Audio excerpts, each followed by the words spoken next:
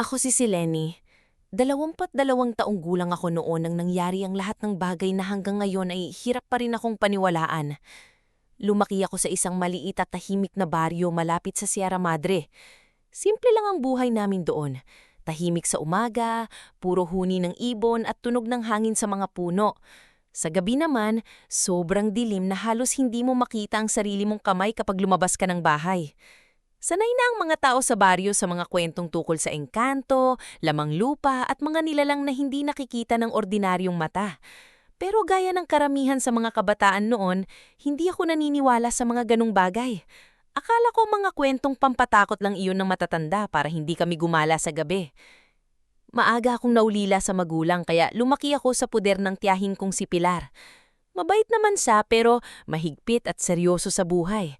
Palagi niyang sinasabi sa akin na iwasan ko raw ang gubat kapag palubog na ang araw. Kapag gabi raw kasi, hindi lang tao ang gumagala roon. Madalas ko siyang tawanan kapag sinasabi niya iyon. Pakilamdam ko noon sobra lang siyang mapamaiin. Nung mga panahong iyon, nagtatrabaho ako bilang caretaker sa isang lumang rest house na may paanan ng bundok. Pag-aari iyon ng isang mayamang pamilya mula Maynila pero bihira silang dumanaw. Kadalasan, ako lang mag-isa roon. Ang trabaho ko ay maglinis ng bahay, magdilig ng halaman at siguraduhing maayos ang paligid. Maliit lang ang sahod pero sapat na para makatulong ako sa gastusin namin ni Tia Pilar. Hindi ko makakalimutan ang unang gabi na nagsimula ang lahat. Maulan noon at sobrang lakas ng hangin. Mag-isa lang ako sa rest house dahil umuwi si Tia Pilar sa kapatid niya sa kabilang baryo. Habang nakahiga ako sa kama, pakilamdam ko may nakatingin sa akin mula sa madilim na sulok ng kwarto.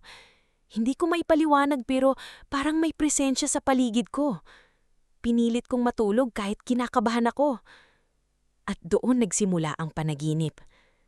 Nasa gitna raw ako ng kagubatan habang naliligiran ng makakapal na hamog.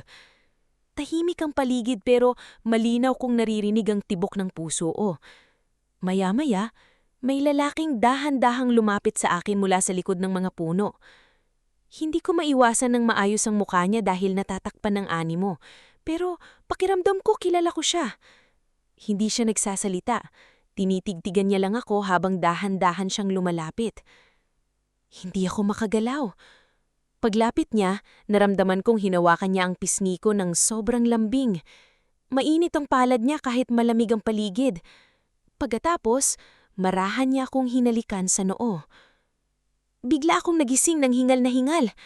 Basang-basa ako ng pawis kahit malamig ang panahon. Pinilit kong pakalmahin ang sarili ko habang iniisip na baka epekto lang iyon ng pagod. Pero habang nakaupo ako sa kama, bigla akong naamoy ang kakaibang bango ng sampagita sa loob ng kwarto. Napakunot noo ako dahil wala namang sampagita sa paligid ng rest house. Kinabukasan, pilit kong kinalimutan ang nangyari, pero sumunod na gabi, nanaginip na naman ako tungkol sa parehong lalaki. Sa pagkakataong iyon, mas malinaw ko siyang nakita. Matangkad siya at mahaba ng kaunti ang buhok. Maputla ang balat niya at kakaiba ang mga mata niya na tila kumikislap sa dilim. Hindi pa rin siya nagsasalita, pero pakilamdam ko may gusto siyang iparating sa akin. Paulit-ulit nangyari ang mga panaginip na iyon gabi-gabi. Habang tumatagal ang mga daraw, pakilamdam ko mas lalo kong nararamdaman na parang hindi lang basta panaginip ang lahat. Minsan, nagigising ako parang may humahawak sa buhok ko. Minsan naman, pakiramdam ko may malamig na hangin na dumadampi sa leeg ko kahit sarado ang mga bintana. Isang gabi, nagising ako dahil pakiramdam ko may humahaplo sa kamay ko. Nanigas buong katawan ko. Dahan-dahan kong imunalang mga mata ko at halos tumigil ang paghinga ko nang nakitang may animo ng isang lalaki sa gilid ng kama ko. Hindi ko maiwasan ng maayos ang mukha niya dahil madilim, pero malinaw kong nakita ang putlang kamay niya. Napapikit ako sa takot. Pagdilap ko ulit, wala na siya. Kinabukasan, sinabi ko kay Tia Pilar ang tungkol sa mga panaginip ko, pero imbis na pagtawanan, bigla siyang natahimik. Kita ko kung paano siya namutla habang nakatitig sa akin. May sinabi ba siyang pangalan? Tanong niya. Iniling ako. Mas lalo siyang kinakabahan. Kinuha agad niya ang maliit na rosaryo na nakasabit sa dinding at ipinahawakan sa akin. Sinabihin niya akong huwag na huwag maglalakad sa gubat kapag gabi at huwag raw akong magsasagot kapag may narinig akong tumatawag sa pangalan ko sa dilim. Hindi ko maintindihan kung bakit parang takot na takot siya. Pero habang tumatagal ang mga daraw, nagsimula na ring mangyari ang mga bagay na hindi ko kayang ipaliwanag. Minsan, nakikita kong animo sa labas ng bintana kahit walang tao. Minsan naman, may mga bakas ng putik sa sahig ng kwarto ko paggising ko kahit hindi naman ako lumabas. At tuwing madaling araw, lagi kong naririnig ang mahinang bulong ng isang lalaki malapit sa tenga ko. Hindi ko maintindihan kung ano ang sinasabi niya, pero paulit-ulit kong naririnig ang isang salita. Selene. Habang tumatagal ang mga gabi, pakiramdam ko unti-unti may nagbabago sa buhay ko. At kahit pilit kong ikinukumbinsi ang sarili kong imahinasyon ko lang ang lahat, may parte sa puso ko na nagsasabing hindi normal ang mga nangyayari. Dahil sa tuwing napapanaginipan ko ang lalaking iyon, pakiramdam ko totoong-totoo ang bawat halos niya. At mas nakakatakot doon, unti-unti ko nang hinahanap ang presensya niya gabi-gabi. Pagkatapos ng mga gabing paulit-ulit kong napapanaginipan ng misteryosong lalaki, nagsimula na akong matakot matulog. Tuwing sasapit ang gabi, pakiramdam ko may naghihintay sa akin sa dilim. Hindi ko maipaliwanag pero parang may kung anong humihila sa akin pabalik sa mga panaginip na iyon. Kahit piliting kong manatiling gising, nakakatulog pa rin ako sa sobrang pagod. At sa bawat pagdilat ko kinaumagahan, pakiramdam ko mas lalo akong nauubusan ng lakas. Napansin iyon ni Tia Pilar. Namumutla ka na, Celine. Sabi niya isang umaga habang naglahain ng almusal. Parang hindi ka na natutulog ng maayos. Ngumiti lang ako kahit alam kong halata sa mukha ko ang pagod. Hindi ko na rin sinabi sa kanya na gabi-gabi ko pa rin napapanaginipan ng lalaki. Natatakot akong lalo siyang mag-alala. Pero habang tumatagal, mas nagiging kakaiba ang lahat. Isang gabi, habang mag-isa ako sa rest house, biglang nawala ng kuryente dahil sa malakas na ulan. Tanging ilaw ng kandila lang ang nasa sala habang nakaupo ako roon at nakikinib sa hampas ng ulan sa bubong. Hindi ko alam kung bakit pero sobrang bigat ng pakiramdam ko ng gabing iyon. Para bang may mangyayaring hindi maganda. Maya-maya, may narinig akong mahinang katok mula sa likod ng bahay. Napakunot noo ako. Wala namang dapat bumisita roon lalo na't gabi na at sobrang lakas ng ulan. Pinilit kong huwag pansinin iyon.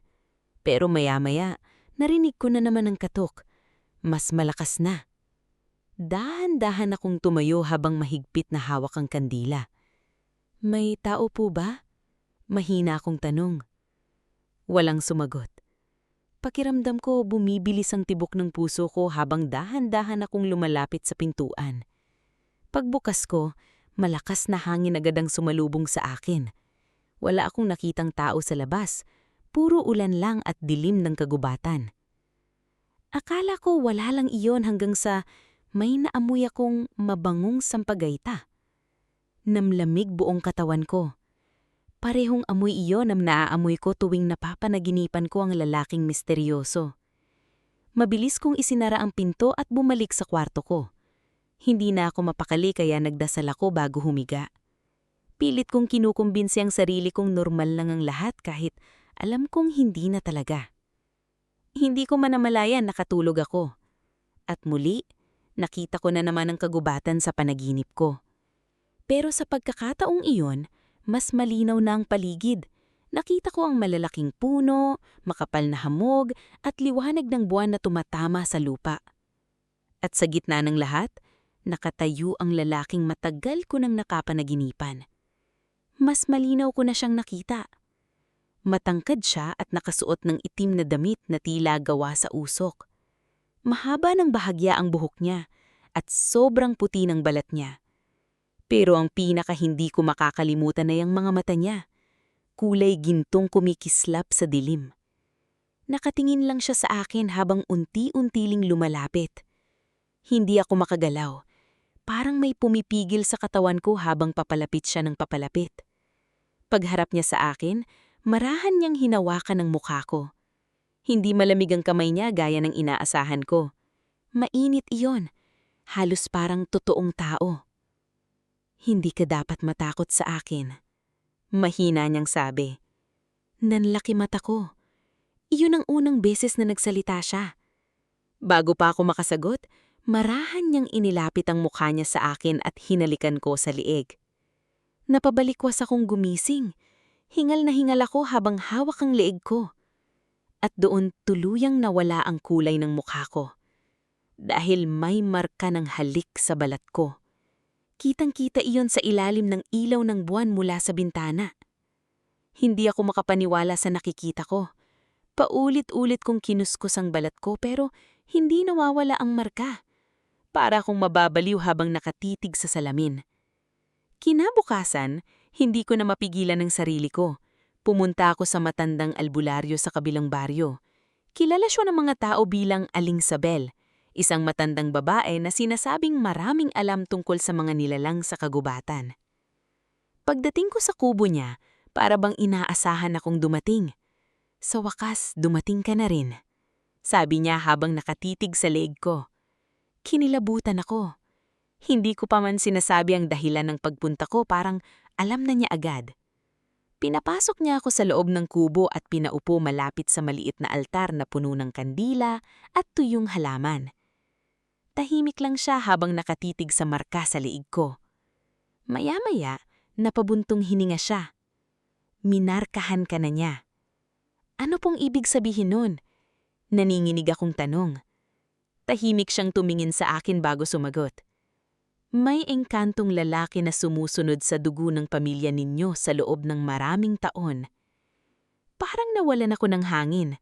Hindi ko alam kung matatawa ba ako o matatakot. Hindi po ako naniniwala sa engkanto. Mahima akong sabi. Maniwala ka man o hindi, hindi normal ang marka na nasa leeg mo. At mas lalala pa ang mga mangyayari. Bigla akong kinabahan. Ano pong gusto niya sa akin? Tahimik siyang sandali bago sumagot. Hindi ka niya sasaktan, pero kapag tuluyan kang tinawad ng mundo nila, mahihirapan kang bumalik. Hindi ko agad naintindihan ang ibig niyang sabihin, pero bago ako umalis, hinawakan niyang mahigpit ang kamay ko. Kapag may narinig kang tumatawag sa pangalan mo sa gabi, huwag kang sasagot, kahit anong mangyari. Pag-uwi ko ng gabing iyon, hindi na nawawala sa isip ko ang mga sinabi niya. At habang nakahiga ako sa kama, muli kong naamoy ang mabangong sampagayta sa loob ng kwarto. Kasunod noon ay ang mahinang bulong ng isang lalaki malapit sa tenga ko. Celine. Pagkatapos ng gabing iyon, hindi na talaga naging normal ang buhay ko. Simula nang marinig ko mismo ang boses ng lalaking iyon habang gising ako, pakiramdam ko, unti-unti nang nabubura ang pagitan ng panaginip at realidad. Hindi ko na alam kung alin ang totoo at alin ang hindi. Kahit sa umaga, pakiramdam ko, may matang nakatingin sa akin mula sa malayo. Mas lalo akong nanghina habang lumilipas ang mga araw. Madalas akong antukin kahit kakagising ko pa lang. Minsan, habang naglilinis ako ng sala sa rest house, bigla na lang akong natutulala. Parang may kung anong humihila sa isip ko papunta sa kagubatan. Kapag sumasagi sa bintana ang hangin mula sa bundok, pakiramdam ko may bumubulong sa pangalan ko. Hindi ko na rin halos makausap ng maayos si Tia Pilar dahil napapansin niyang may mali sa akin. Parang lumulutang ka lagi, sabi niya isang gabi habang naghahapunan kami. May problema ba? Gusto kong sabihin sa kanya lahat pero natatakot ako.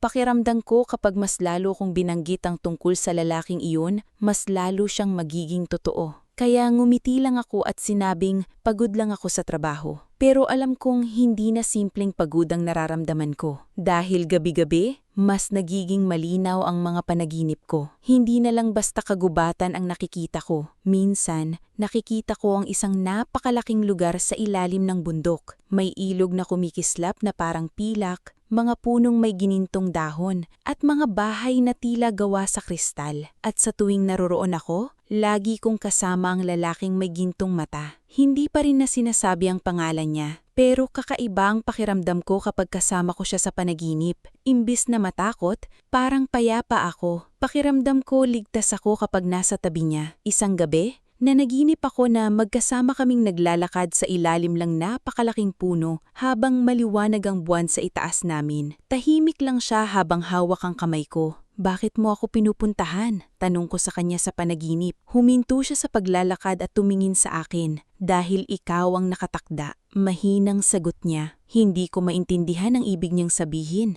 Anong ibig mong sabihin? Hindi siya agad sumagot. Dahan-dahan niyang hinaplos ang buhok ko bago siya nagsalita. Matagal ko nang hinihintay ka. Pagkatapos nun, marahan niyang akong niyakap at muli, naramdaman ko ang kakaibang init sa katawan ko habang yakap niya ako. Pagkagising ko kinabukasan, hingal na hingal ako habang nakaupo sa kama. Pakiramdam ko, totoong nangyari ang lahat. Para bang hindi simpleng panaginip ang naranasan ko. Pero mas lalo akong natakot nang napansin kong may manipis na gintong pulseras sa kaliwang kamay ko. Nanlamig ang buong katawan ko. Hindi iyon sa akin. Sigurado akong wala iyon bago ako matulog. Dahan-dahan kong hinawakan ng pulseras habang nanginginig ang kamay ko. Napakaganda nito at parang gawa sa totoong ginto. May maliliit itong simbolong hindi ko maintindihan. Sinubukan kong tanggalin pero hindi ko maalis. Parang kusang sumisikip ang pulseras sa tuwing hinihila ko. Halos maiyak ako sa takot. Agad akong tumakbo papunta kay Aling Sabel dala ang pulseras. Pagkakita pa lang niya rito, bigla siyang napaatras. Diyos ko! Mahinang bulong niya. Ano po ba ito?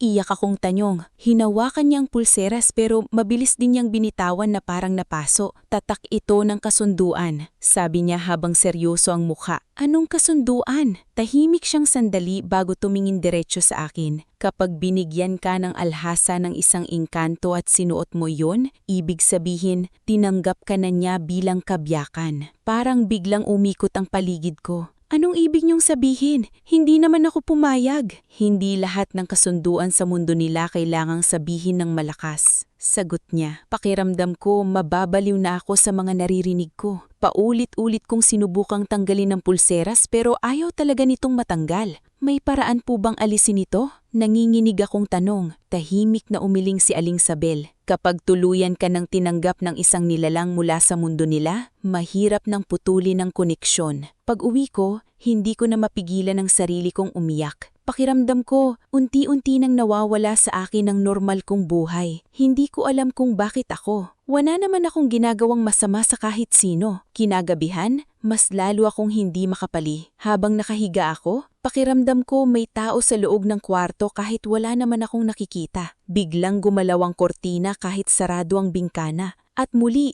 naamoy ko ang sampagita. Napapikit ako ng mariin habang pilit kinakalma ang sarili ko. Hindi ka totoo, mahinang bulong ko. Tahimik ang paligid sandali. Pagkatapos, may malamig na hangin akong naramdaman malapit sa tenga ko. Totoo ako, Celine. Bigla akong napadilat. At sa unang pagkakataon, habang gising ako, malinaw ko siyang nakita sa harapan ko. Nakatayo siya sa tabi ng bintana habang tinatamaan ng liwanag ng buwan ang mukha niya. Mas lalo kong nakita kung gaano siya kakaiba. Hindi siya mukhang ordinaryong tao. Masyadong perpekto ang mukha niya. Masyadong maliwanag ang mga mata niya. At habang nakatingin siya sa akin, pakiramdam ko hindi ako makahinga. Hindi siya nakakatakot tingnan. Pero yun ang mas nakakatakot. Dahil sa kabila ng takot ko, may parte sa puso kong gustong lumapit sa kanya. Hindi ko alam kung gaano katagal akong nakatitig sa kanya ng gabing iyon. Para akong natulos sa kinatatayuan ko habang nakaupo sa kama at pilit inuunawa kung paano siya naging totoo sa harapan ko. Ang lalaking ilang linggo ko nang napapanaginipan ay naroon mismo sa loob ng kwarto ko. Tahimik lang siya habang nakatingin sa akin. Hindi ko maipaliwanag pero habang tumatagal, pakiramdam ko mas lalo akong nahihila papalapit sa kanya.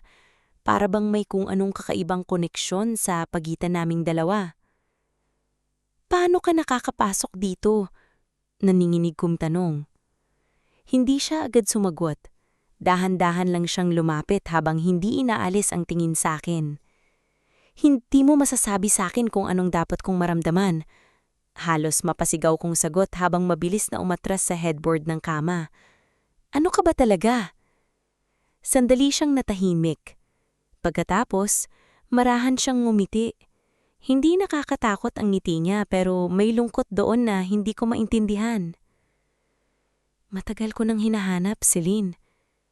Parang may kung anong bumigat sa dibdib ko nang marinig ko iyon. Bakit ako?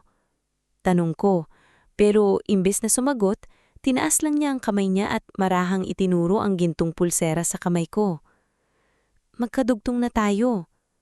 Napatingin ako sa pulseras habang bumibilis ang tibok ng puso ko. Alisin mo ito! Galit kong sabi habang pilit hinahatak ang pulseras. Ayoko nito!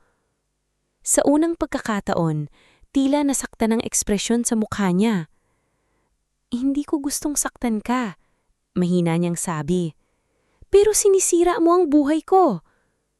Tahimik lang siya pagkatapos nun. At bago pa ako makapagsalita ulit, unti-unti siyang laglaho sa dilim na parang usok. Naiwan akong mag-isa sa kwarto habang nanginginig buong katawan ko. Kinabukasan, pakiramdam ko para akong nilalagnat. Mabigat ang ulo ko at halos wala akong ganang kumain.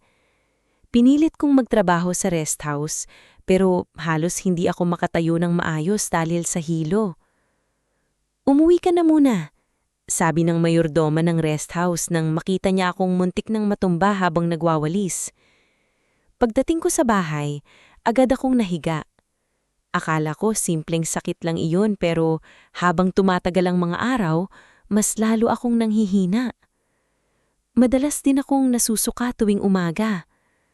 Nung una, inisip kong baka napasma lang ako o naipon ang pagod sa katawan ko. Pero habang tumatagal, may kakaiba na talaga akong nararamdaman. Isang umaga, hindi ko na napigilan ang sarili kong magsabi kay Tia Pilar. Tia, parang may mali sa katawan ko. Agad niya akong hinawakan sa noo. Mainit ka ba? Tanong niya. Umiling ako. Hindi ko alam. Lagi akong nahihilo. Napansin niya ang pag-aalala sa mukha niya, kaya kinabukasan, pinilit niya akong magpatingin sa midwife sa baryo. Tahimik lang ako habang nakaupo sa maliit na klinika ni Aling Nena. Hindi ko alam kung bakit pero sobrang kaba ng nararamdaman ko habang hinihintay ang sasabihin niya. Makalipas ang ilang minuto, tumingin siya sa akin ng seryoso. Celine? Mahina niyang sabi. Buntis ka. Pakiramdam ko biglang tumigil ang mundo. Hindi ako agad makapagsalita. Parang nawalan ako ng pandinig habang paulit-ulit na umaalingaw-ngaw sa isip ko ang sinabi niya. Buntis. Imposible. Wala akong naging kasintahan kailanman. Wala akong nakausap na lalaki ng ganoon. Unti-unti akong namutla habang nakatingin lang kay Aling Nena. Hindi po tama po. Mahina akong bulong. Sigurado po ba kayo? Tumanggo siya. Halos mawalan ako ng lakas. Paglabas ko sa klinika, pakiramdam ko para akong nalulunod. Hindi ko alam kung paano ko haharapin si Tia Pilar. Hindi ko alam kung paano ko ipapaliwanag ang isang bagay na ako mismo ay hindi maintindihan. Pero mas lalo pang lumala ang lahat ng makarating ang balita sa baryo. Mabilis kumalat ang usapan. Keso palihim daw akong nakikipakita sa lalaki sa bundok. Keso may relasyon daw ako sa mayamang bisita sa rest house. May iba pang ang nagsasabi na baka may asawa na ang lalaking nakabuntis sa akin kaya ako itinago. Araw-araw, pakiramdam ko hinuhusgahan ako ng mga tao sa paligid ko. Kapag dumadaan ako sa palengke, naririnig ko ang bulong-bulong nila. Akala mo matino. Tahimik pero may tinatago pala. Wala man lang ang ama ang bata. Pakiramdam ko unti-unti akong dinudurog ng kahihiyan. Pero ang pinakamasakit, si Tia Pilar mismo ay nagsimulang mawala ng tiwala sa akin.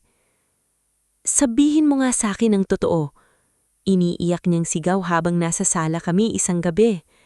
Sino ang ama ng batang yan? Iniiyak akong sagot. Tia, hindi ko rin alam. Paano mangyayari yan? Hindi nabubuntis ang babae ng walang dahilan. Hindi ako makasagot. Dahil kahit ako, hindi ko maintindihan. Tahimik kaming dalawa habang umiiyak ako sa harap niya. Hanggang sa maya-maya, dahan-dahan siyang umatras na parang natatakot sa akin. Na inaalam ko na, hindi na normal ang nangyayari sa'yo, Celine. Mahina niyang sabi. Mas lalo akong napaiyak. Kinabukasan, halos walang gustong lumapit sa akin sa baryo. Ang iba, umiiwas na parang may sakit ako. Ang iba naman ay nakatingin sa tiyan ko na parang isa akong kahihiyan. Sa gitna ng lahat ng iyon, mas lalo kong nararamdaman ang presensya ng lalaking engkanto. Tuwing gabi, naaamoy ko ang sampagita sa loob ng kwarto ko.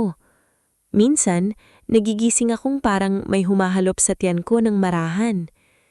At isang gabi, habang umiiyak ako mag-isa sa kama, muli siyang nagpakita sa harapan ko.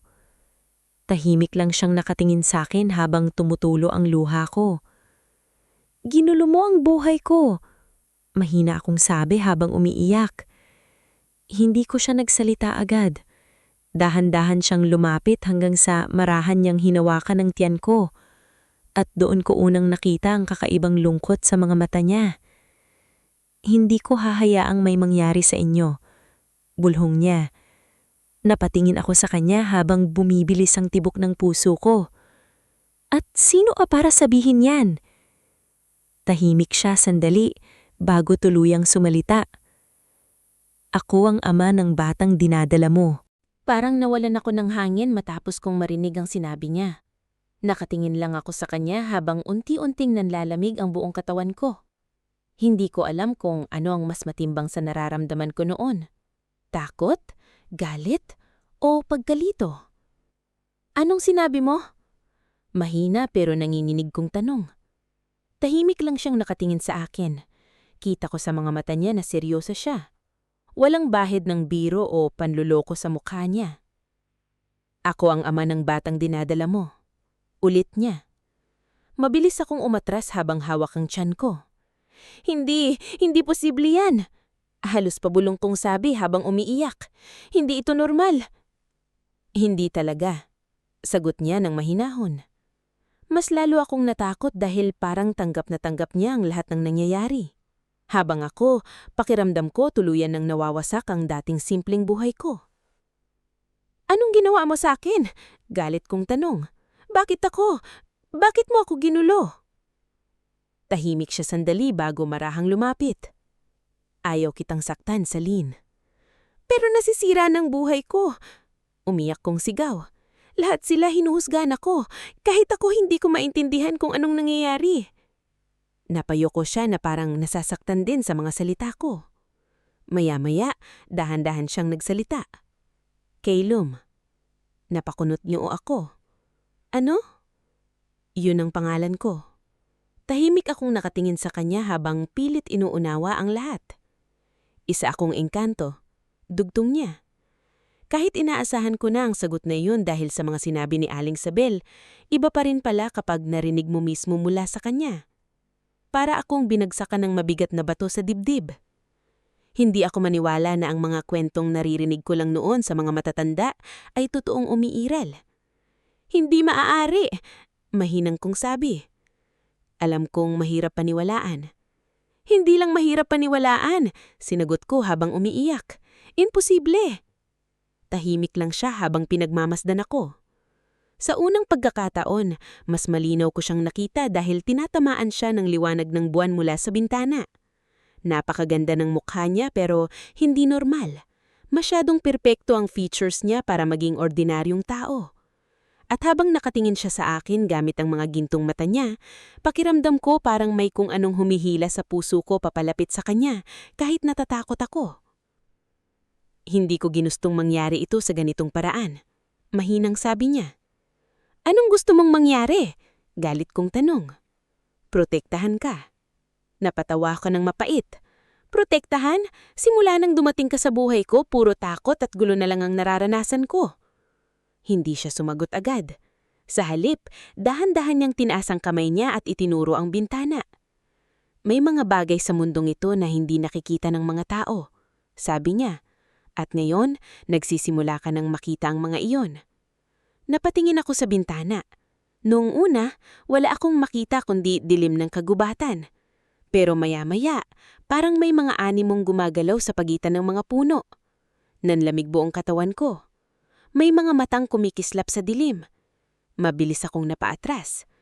Ano sila? Nanginginig kong tanong. Biglang naging seryoso ang mukha ni Calum. Mga nilalang na naghahanap sa iyo. Bakit ako? Hindi siya agad sumagot. Sa halip, dahan-dahan siyang lumapit at marahang hinawakan ng tiyan ko. Dahil sa batang dinadala mo, parang bumigat lalo ang dibdib ko. Hindi ko pa rin matanggap na may batang lumalaki sa loob ko. Mas lalong mahirap tanggapin na hindi ordinaryong tao ang ama nito. At ano ngayon ang mangyayari sa akin? Tanong ko. Tahimik siya sandali bago sumagot. Habang lumalaki ang bata, mas lalo kang makikita ng mundo namin. Kinilabutan ako. Mundo ninyo? Tumanggo siya. May mga engkantong gustong protektahan ka, pero mayroon ding gustong kunin ng bata. Bigla akong natakot para sa sarili ko at sa batang dinadala ko. Bakit? Dahil hindi pa kailanman nagkaroon ng batang kalahating tao at kalahating engkanto sa loob ng maraming siglo. Tahimik akong napaiyak habang nakahawak sa tiyan ko. Pakiramdam ko hindi ko na kaya lahat ng naririnig ko. At parang naramdaman iyon ni Calum dahil mas lumambot ang tingin niya sa akin. Hindi kita pababayaan, mahina niyang sabi. Hindi ko alam kung bakit, pero sa kabila ng takot ko, may parte sa puso kong gustong maniwala sa kanya.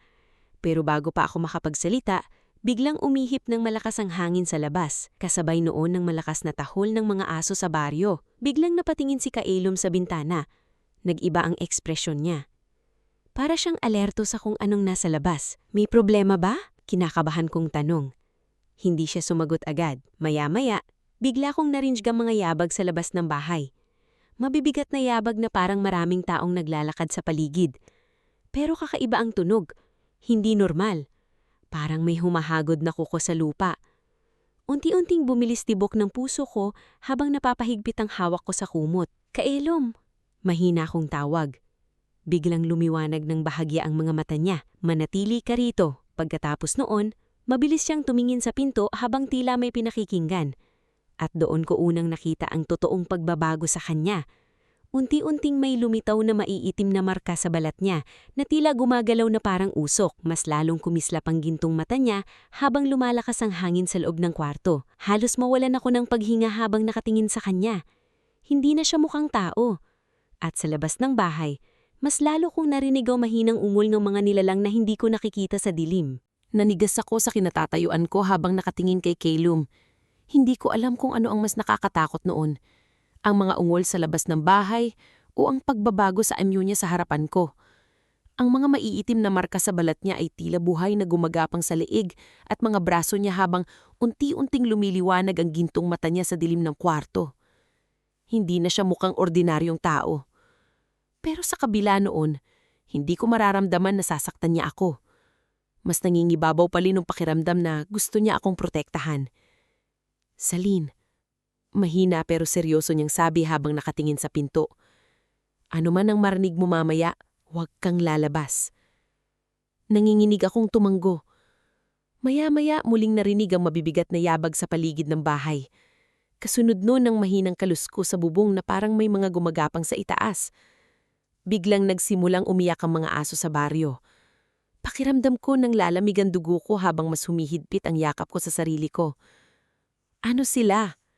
Mahina akong tanong. Hindi agad sumagot si Calum. Mga nilalang na naaamoy ang batang dinadala mo. Halos mawalan ako ng hininga. Bago pa ako makapagsalita ulit, biglang may malakas na kalabog mula sa labas ng bahay. Napasinghap ako. Parang may malakas na bagay na bumagsak sa pinto. Mabilis na tumingin si Calum sa akin. Manatili ka rito. Pagkatapos noon, mabilis siyang naglakad palabas ng kwarto. Naiwan akong nanginginig habang nakikinig sa malalakas na yabag at kaluskos sa ibaba ng bahay. Maya-maya may narinig akong hindi normal masigaw. Hindi iyon tunog ng tao. Parang iyong pinaghalong ungol at iyak ng hayop. Kasunod noon ang malakas na hangin na halos magpagalaw sa buong bahay. Hindi ko na napigilan ang sarili ko. Dahan-dahan akong lumapit sa hagdan at sumilip pababa. At doon ko nakita ang isang bagay na hindi ko kailanman makakalimutan. Wasak ang pintuan ng bahay. Sa labas, may 3 nilalang na nakatayo sa ulan. Mukha silang tao pero mali ang mga katawan nila. Namumutla ang balat nila at tila nabubulok. Mahahaba ang mga daliri nila na parang kuko ng hayop, habang pula ang mga mata nilang nakatitig sa loob ng bahay. At sa gitna nila, nakatayo si Calum. Mas lalo nang lumitaw ang kakaibang marka sa balat niya habang tila umiikot ang hangin sa paligid niya. Kitang-kita ko kung paano kumikislap ang mga mata niya habang nakaharap sa mga nilalang. Hindi ko maintindihan ang mga sinasabi nila dahil kakaibang lingwahe iyon. Pero malinaw kong naramdaman ang galit sa boses ng mga nilalang. Biglang sumugod ang isa sa kanila kay Calum. Napasinghap ako. Pero bago pa ito makalapit, mabilis na tinaas ni Calum ang kamay niya. Parang may malakas na puwersang bumangga sa nilalang dahil agad itong tumilapon sa puno sa sobrang lakas. Nanlaki ang mata ko. Hindi ko maipaliwanag ang nakita ko. Masyadong imposible. Pero nangyayari mismo sa harapan ko. Muling sumugod ang dalawa pang nilalang habang lumalakas ang ulan sa labas. Mabilis na gumalaw si Calum. Halos hindi ko na makita ang kilos niya sa sobrang bilis. Ang sunod ko na lang nakita ay ang dalawang nilalang na nakahandusay sa lupa habang umuungol. Pero maya-maya, biglang napatingin si Calum sa kagubatan. Nagbago ang ekspresyon niya. Parang may mas malala pang paparating. At doon ko rin iyon naramdaman. Biglang naging sobrang lamig ng paligid. Maging ang hangin ay tila tumigil. Mula sa dilim ng kagubatan, may mabagal na figurang lumabas. Matangkad ito at balot ng maitim na tela. Hindi ko makita ang mukha pero ramdam na ramdam ko ang mabigat at nakakatakot na presensya nito. Biglang naging seryoso si Calum. "Pumasok ka sa kwarto," utos niya sa akin nang hindi inaalis ang tingin sa nilalang. Pero hindi ako makagalaw. Parang kung anong may pinupigil sa katawan ko habang nakatitig sa misteryosong nilalang sa labas. Maya-maya marahang nitong itinaas ang ulo niya. At doon ko nakita ang mukha nitong tila tuyot na bangkay na may nagliliwanag na puting mata. Nakaatras ako sa sobrang takot. "Hindi pa dapat siyang isinilang," sabi ng nilalang gamit ang malamig at paos na boses. Napahawak ako agad sa tiyan ko. Biglang nagdilim ang ekspresyon ni Calum. "Lumayo ka sa kanya." Mabagal na ngumiti ang nilalang. "Ang batang dinadala niya ay hindi dapat mabuhay." Kasabay nun, biglang lumakas ang hangin sa paligid habang tila nanginginig ang buong bahay. Biglang sumigaw si Tia Pilar sa kabilang kwarto. "Celine!" Parang doon na lang ako natauhan. Mabilis akong tumakbo papunta sa kanya habang iaiyak siya sa takot. "Anong nangyayari?" Sigaw niya habang nanginginig. Hindi ako makasagot. Dahil kahit ako hindi ko na alam kung paano pa ipaliliwanag ang lahat. Maya-maya may malakas na pagsabog ng hangin mula sa labas. Nayanig ang buong bahay. Kasunod nun ang malakas na sigaw ng nilalang. Pagtingin ko sa bintana, nakita kong tila may liwanag na sumabog sa harap ni Calum. Napapikit ako sa sobrang lakas nun. At pagdilit ko ulit, wala na ang nilalang sa labas. Tanging si Calum na lang ang nakatayo sa gitna ng ulan habang hingal na hingal. Makalipas ang ilang segundo, mabilos siyang tumingin sa bintana namin. Direktang nagtagma ang mga mata namin. At sa unang pagkakataon, malinaw kong nakita ang takot niya sa mukha niya. Hindi para sa sarili niya, kundi para sa akin at sa batang dinadala ko. Hindi na ako nakatulog matapos ang nangyari noong gabing iyon. Habang nakaupo ako sa gilid ng kama at yakap ang sarili ko, paulit-ulit pa ring bumabalik sa isip ko ang mukhang nilalang na nakita ko sa labas ng bahay. Hanggang ngayon, hindi ko pa rin matanggap na totoong may mga ganoong nilalang na umiiral sa mundo. Mas lalong hindi ko matanggap na ako at ang batang nasa sinapupunan ko ang hinahanap nila. Tahimik lang si Tia Pilar habang nakaupo sa kabilang sulok ng kwarto. Halata sa mukha niyang takot na takot siya pero pilit niyang pinatatag ang sarili niya para sa akin.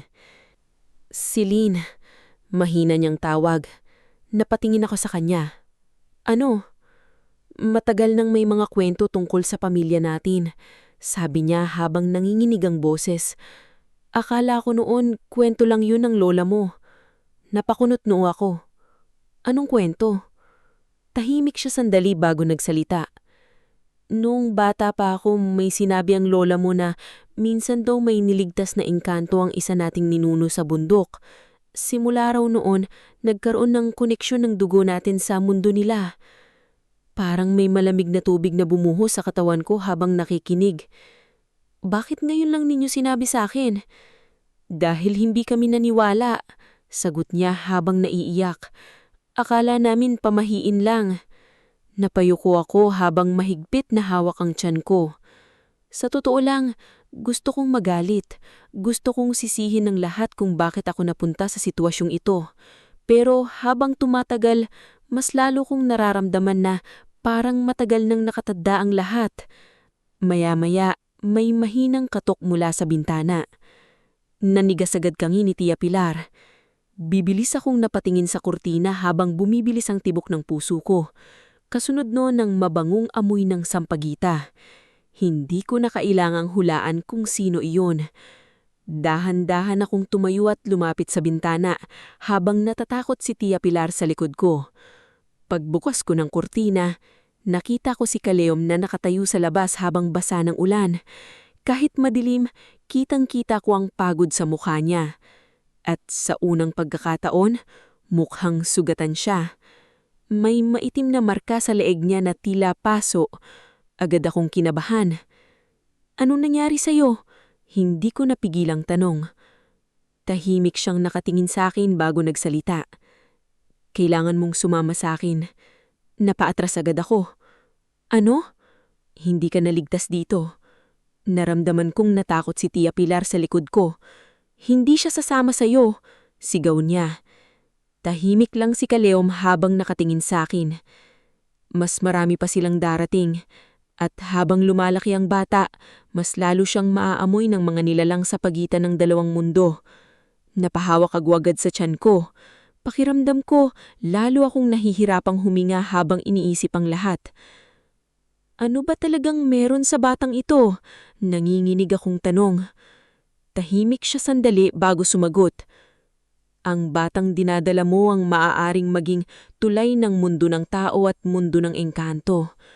Hindi ko agad naintindihan ang ibig niyang sabihin. Maraming siglo nang hinihintay ng mundo namin ang isang batang isinilang mula sa dugo ng tao at engkanto. Pero marami ring natatakot sa maaaring mangyari kapag isinilang siya. Napalunok ako agad. Kaya gusto nilang siyang patayin. Tumanggo siya. Parang may mabigat na bagay na dumagan sa dibdib ko. Hindi ko pa man nakikita ang anak ko. Gusto na siyang patayin ng mga nilalang na hindi ko naman kilala. Maya-maya, biglang umihipang malakas ang hangin sa labas.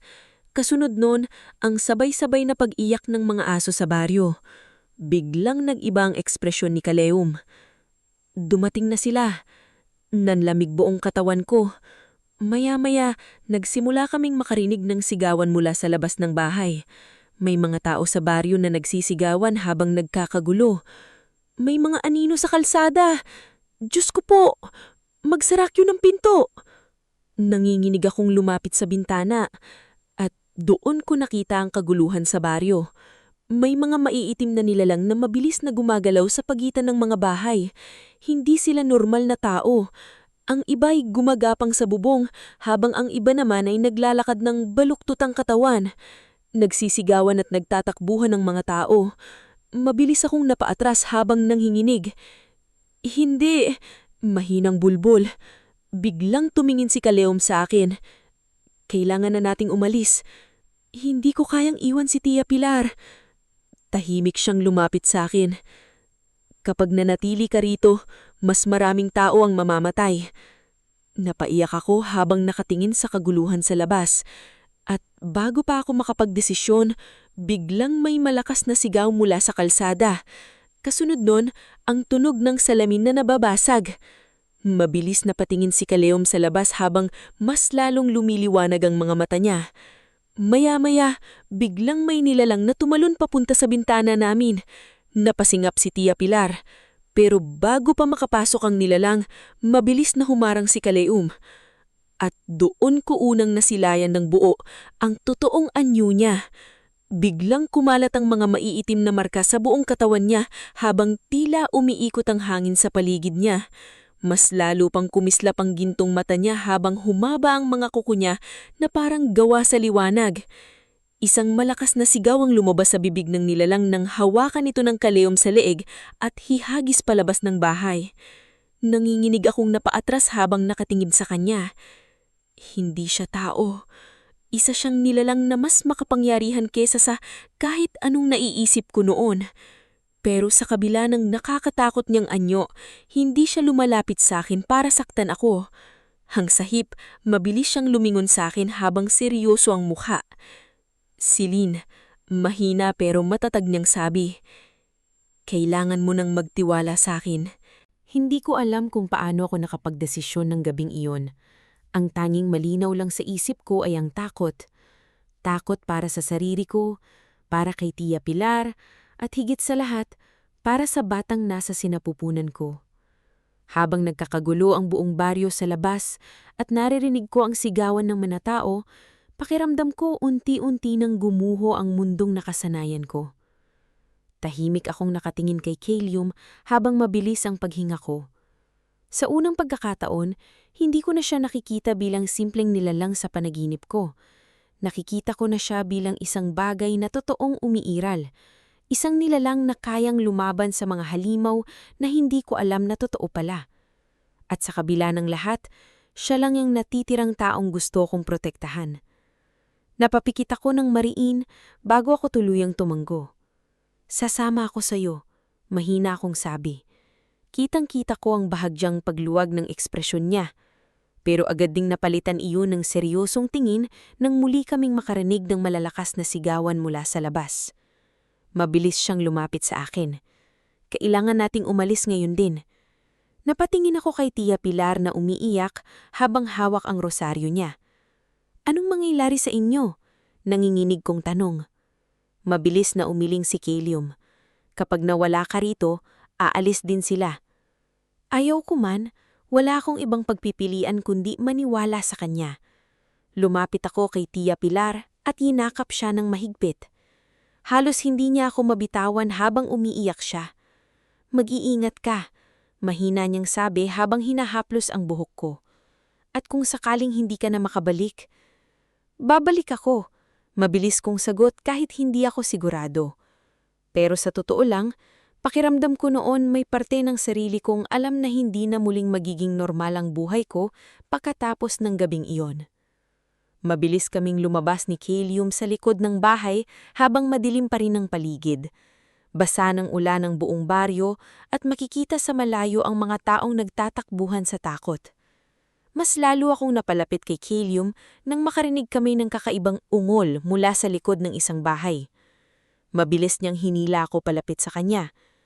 "Huwag kang lalayo sa akin," seryoso niyang sabi. Habang tumatakbo kami papunta sa kagubatan, pakiramdam ko unti-unti nagbabago ang paligid. Habang papalalim kami sa bundok, mas lalong lumalamig ang hangin. Ang mga puno sa paligid ay tila sobrang tataas at ang hamog ay unti-unting kumakapal. Hindi ko alam kung gaano katagal kaming naglakad. Napagod na ako at halos hindi na makahinga dahil sa bigat ng katawan ko. Napansin iyon ni Kalium kaya huminto siya sandali. "Pagod ka na," sabi niya. "Ayos lang ako," sagot ko kahit hirap na ako. Tahimik lang siyang nakatingin sa akin bago marahan niyang hinawak ang kamay ko. At doon ko naramdaman ang kakaibang init na parang dumadaloy mula sa balat niya papunta sa katawan ko. Biglang gumaan ang pakiramdam ko. Napatingin ako kay Kalium habang nanlalaki ang mata ko. "Anong ginawa mo?" "Kaunting lakas lang," mahina niyang sagot. Muli kaming naglakad hanggang sa makarating kami sa isang napakalaking puno sa gitna ng kagubatan. Mas malaki iyon kaysa sa kahit anong puno na nakita ko sa buong buhay ko. Ang katawan nito ay halos kasing laki ng isang bahay at tila kumikislap ang mga ugat nito sa ilalim ng buwan. Huminto siya sa harap nito. Maya-maya, dahan-dahan niyang inilagay ang palad niya sa puno. At halos mapaatras ako sa sumunod kong nakita. Unti-unting lumiwanag ang buong paligid habang tila bumukas ang katawan ng puno. Lumitaw ang isang daanan sa gitna niya na may kumikislap na asol na liwanag. Napahigpit ang hawak ko sa damit ko habang nakatingin doon. "Ano ito?" mahina akong tanong. Daan papunta sa mundo namin, sagot niya. Hindi ako agad nakagalaw. Pakiramdam ko tuluyan nang nawawala ang natitira kong koneksyon sa normal na mundo. Pero bago pa ako makapagsalita, biglang may malakas na ungol mula sa balikad namin. Mabilis na napalingon si Kalium. Mula sa dilim ng kagubatan, may 5 pang nilalang na lumabas.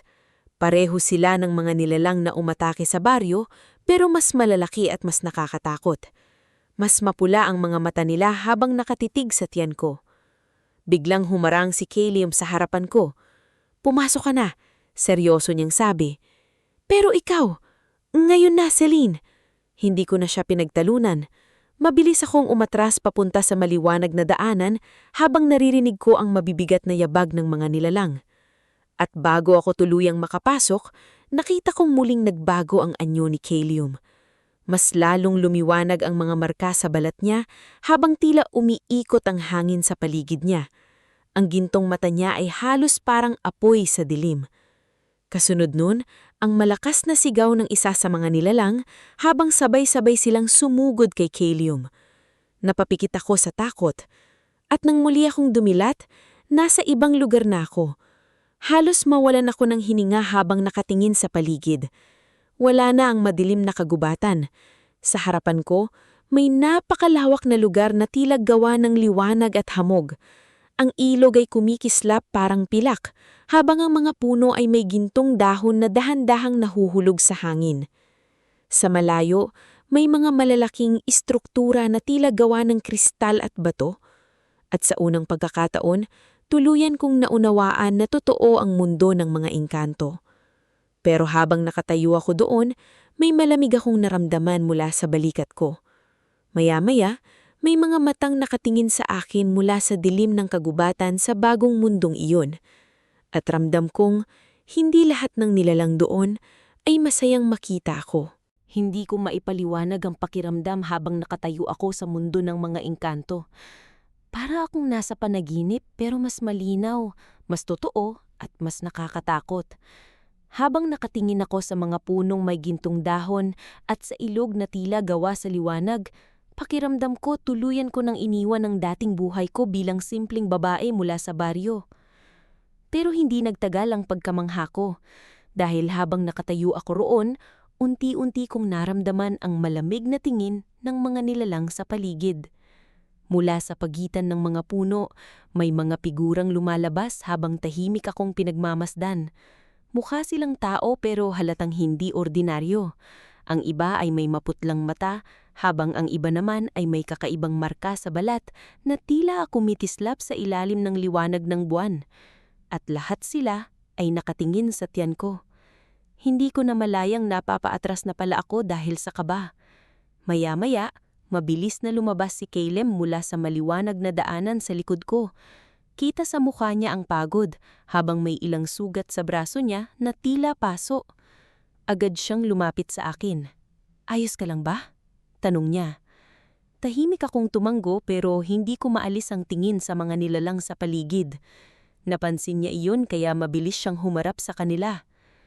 Biglang naging malamig ang ekspresyon niya. Walang lalapit sa kanya. Matigas niyang sabi. Tahimik lang ang mga nilalang pero ramdam ko ang tensyon sa paligid. Maya-maya, may isang babaeng lumapit mula sa likod ng mga puno. Mahaba ang puti niyang buhok at sobrang maputla ng balat niya. Nakasuot siya ng mahabang gintong kasuotan at tila mas makapangyarihan kaysa sa iba. Paglapit niya, diretso siyang tumingin sa akin. "Ito ba ang tao?" Malamig niyang tanong kay Caleb. Hindi ko nagustuhan ang paraan ng pagtitig niya sa akin, para akong isang bagay na hindi niya gustong makita. "Oo," maikling sagot ni Caleb. Tahimik na umikot ang tingin ng babae sa tiyan ko, at sa unang pagkakataon mula nung mabuntis ako, naramdaman kong parang kinakatakutan ng mga nilalang dito ang batang dinadala ko. "Hindi ito tama," sabi ng babae habang nakatitig sa akin. Nag-iba agad ang ekspresyon ni Caleb. Hindi siya ang kaaway. "Hindi natin alam kung ano ang magiging batang iyan," sagot ng babae. Biglang bumigat ang dibdib ko habang nakikinig sa kanila na parang wala ako roon. Hindi ko ginusto ang lahat ng ito. Mahinang sabi ko. Napatingin sa akin ang babae. At sa unang pagkakataon, may bahagyang awa akong nakita sa mukha niya. Alam namin, pero ang batang dinadala mo ay maaring magdala ng kapahamakan sa parehong mundo. Napahawak agad ako sa tiyan ko. Hindi niya kasalanan. Tahimik ang paligid sandali. Maya-maya, marahang nagsalita si Caleb. Siya ang propesiyang hinihintay natin. Napakunot noo ako. Anong propesiya? Tahimik siyang sandali bago tumingin sa akin. Maraming siglo na ang nakalaan. May hula tungkol sa batang ipapanganak mula sa dugo ng tao at engkanto.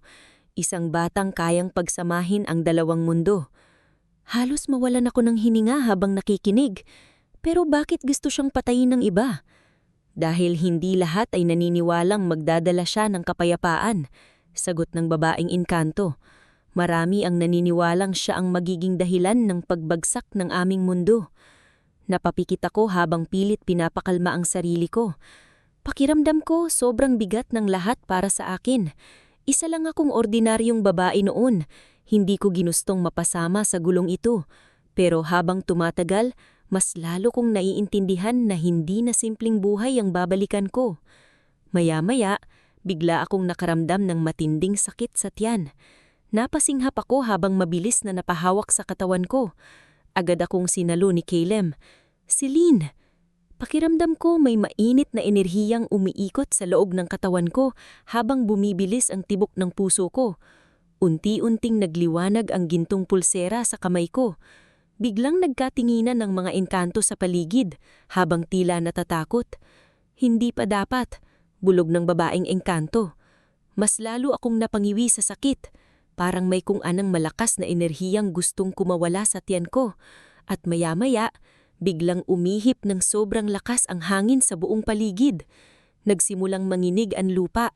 Kasunod nun ang malalakas na sigaw mula sa malayo.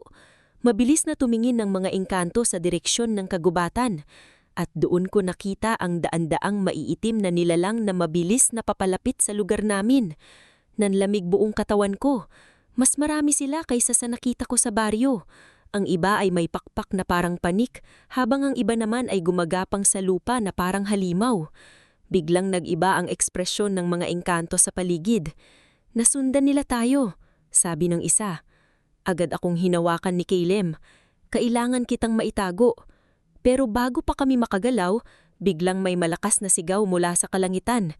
Kasunod nun ang pagdilim ng buong paligid. At mula sa itaas, may napakalaking aninib na bumaba sa gitna ng kagubatan.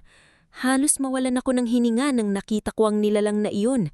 Mas malaki ito kaysa sa lahat ng nakita ko noon. May mahahabang sungo ito at nagliliwanag na puting mata habang tila usok ang bumabalot sa katawan niya. Biglang lumuhod ang ilang engkanto sa takot at doon ko narinig ang malamig niyang boses. Ibigay ninyo sa amin ang bata at ililigtas namin ang inyong mundo. Nanigas ang buong katawan ko habang nakatingin sa napakalaking nilalang na nasa harapan namin. Pakiramdam ko, mismong hangin sa paligid ay naging mabigat. Halos hindi ako makahinga habang nakatitig sa mapuputi nitong mata na tila direktang tumatago sa kaluluwa ko. Sa unang pagkakataon mula nang magsimula ang lahat, naramdaman kong malapit na talaga akong mawalan ng pag-asa.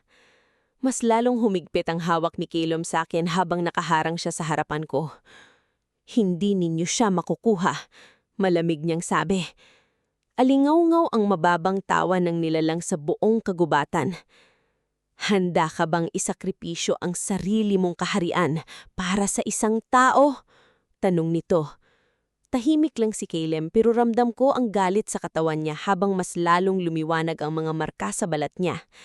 Sa paligid namin, nagsimula nang umatras ang ibang engkanto. Ang iba ay natatakot habang ang iba naman ay tila nagdadalawang isip kung lalaban pa ba sila.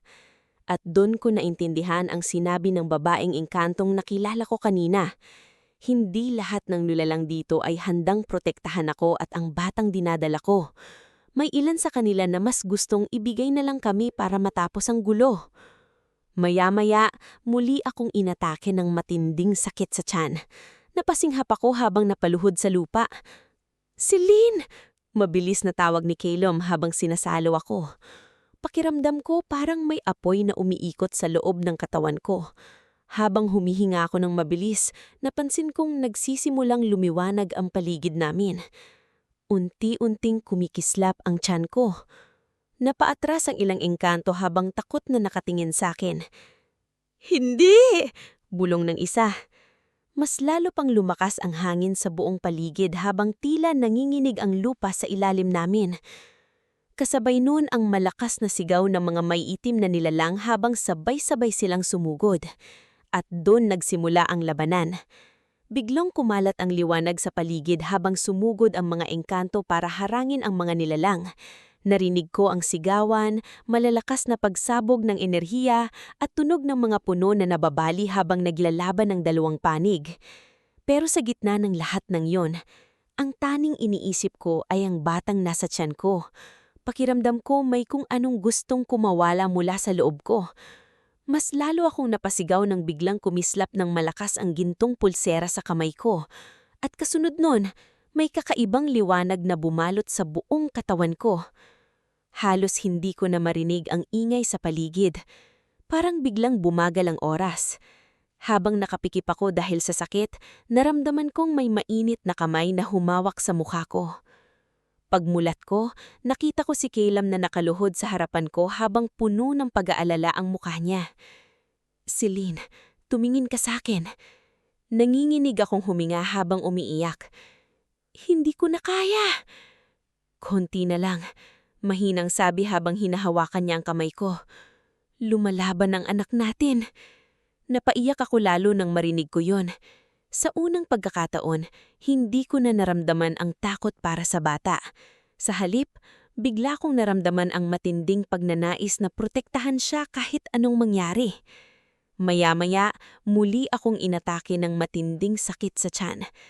Napasinghap ako habang napaluhod sa lupa. Kasabay nun, ang malakas na sigaw ng malaking nilalang sa likod namin. "Patayin ang bata!" Kasabay nun ang pag-atake nito gamit ang napakalakas na maiitim na enerhiya papunta sa amin. Pero bago pa yun makarating, mabilis na humarang si Caleb.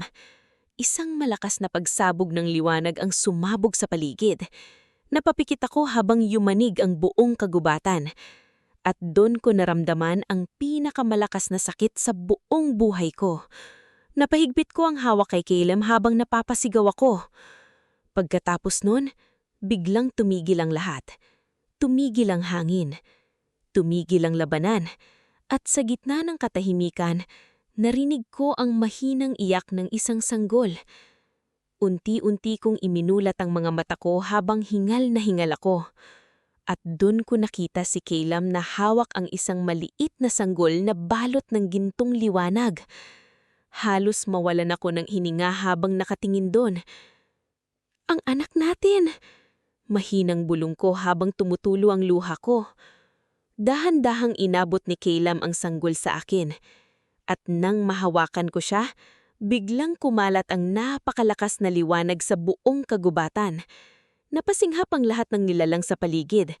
Maging ang napakalaking halimaw ay napaatras habang tila nasusunog sa liwanag. Unti-unting lumitaw sa noo ng sanggol ang isang gintong simbolo na kapareho ng nasa pulseras ko. Kasabay nun, ang pagkawala ng maiitim na ulap sa kalangitan. Unti-unting lumiwanag ang buong paligid. At sa unang pagkakataon, nakita kong napaluhod maging ang mga nilalang na gustong patayin ng anak ko. Parang may kakaibang kapangyarihang pumigil sa kanila. Tahimik akong umiiyak habang yakap ang anak ko. Hindi siya mukhang halimaw. Hindi siya mukhang sumpa. Isa lang siyang inosenteng bata. Maya-maya, dahan-dahang lumapit sa amin ang babaang engkantong unang kumausap sa akin. Ngayon, wala na ang malamig niyang tingin. Sa halip, tila puno ito ng pagkamangha. "Siya nga!" mahinang sabi. Napatingin ko siya. "Ano siya?" Tahimik siyang tumingin sa bata bago sumagot. "Pag-asa." Lumipas ang ilang buwan bago kami muling bumalik sa baryo ni Caleb. Hindi naging madali ang lahat. Marami pa ring taong natatakot sa amin. Ang iba ay hindi matanggap na may linalang na tulad ni Caleb na tuong umiiral. Pero unti-unti, natutunan din nilang hindi lahat ng engkanto ay masama. Minsan habang pinapatulog ko ang anak namin sa gabi, naiisip ko pa rin ang dating buhay ko. Ang simpleng buhay ko noon bilang ordinaryong babae sa baryo. Akala ko noon, imahinasyon ko lang ang lalaking humahalik sa akin tuwing natutulog ako. Hindi ko akalain ang lalaking yun pala ang tuluyang magbabago ng buong buhay ko. At sa tuwing nararamdaman ko ang mainit na haglak ni Caleb habang magkatabi kaming pinagmamasdan ng anak namin, saka ko naiintindihan na may mga bagay talaga sa mundo na hindi kayang ipaliwanag ng tao. Mga bagay na minsan, kailangan mo na lang maramdaman para paniwalaan.